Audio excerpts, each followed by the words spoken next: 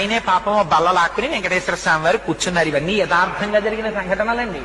ఓ బల్ల మీద కూర్చుని చెయ్యి పట్టుకుని అనంతాచార్యులు తగ్గలేదా ఇంకా ఒంట్లో ఉష్ణం అన్నారు. అంటే పాపం మీకు ఇప్పటికి తీరుబడి దొరికింది,